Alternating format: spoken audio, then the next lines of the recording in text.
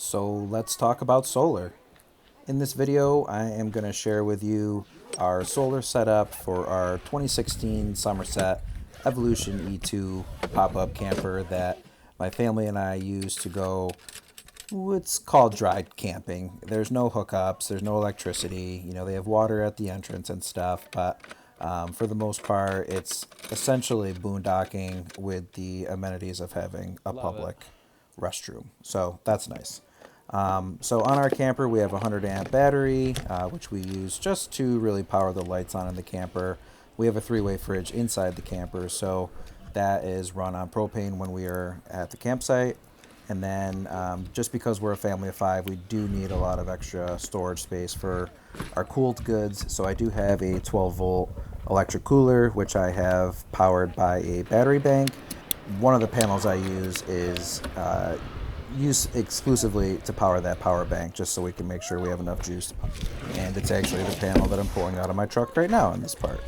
So I chose to, instead of putting solar panels on top of our camper, I opted to get standalone units that I can use with my extension cords to kind of what I call chase the sun, meaning you'll notice in a lot of my videos that my solar panels, depending on the time of day, are in different parts of the campsite, are facing different directions, and that is how I garner the most bang for buck from a solar perspective, just because if the panel's on top of your roof and you're parked under a tree, which we are in this video that I'm sharing right now, there really wouldn't be a lot of sunlight to actually make it through the trees. So, and the nice thing is also I'm not putting any holes in my roof.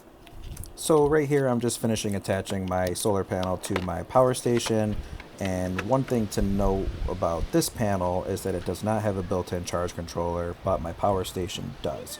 So that's why I did not feel I needed to get the extra charge controller for this panel. And then I did acquire this. This is the new lightweight one, but it's rated for the same waterproofness as this one. I know there's a technical term for water resistance, but it's escaping my mind right now. This is at 100%, so it hasn't used anything. It's recharged itself 100%. Wow.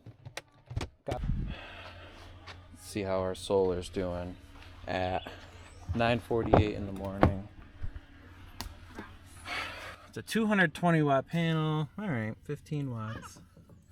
Not bad. I got this 220 watt panel running my power bank. And then this one is a 100 watt solar panel.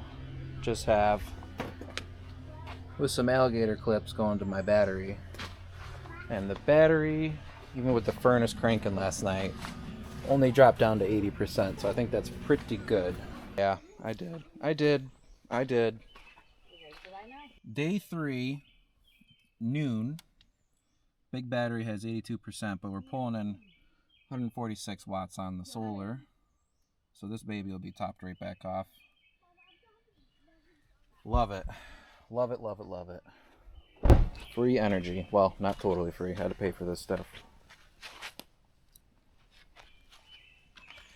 How's this guy doing? Pulled in 4 amps total for the day so far. Right now we're getting 3.3 amps an hour. I do also have one additional 100 watt solar panel that we use to recharge the smaller power station inside of our camper, but I haven't really felt like we've needed it, especially on these shorter trips. But we can always put it in parallel with our other 100 watt panel to recharge the 100 amp battery on the front of our camper, or it's just nice to always have an extra 100 watt panel. That is our solar setup while we are dry camping, and works really well for us for, at least 4 to 5 days. Thanks for watching.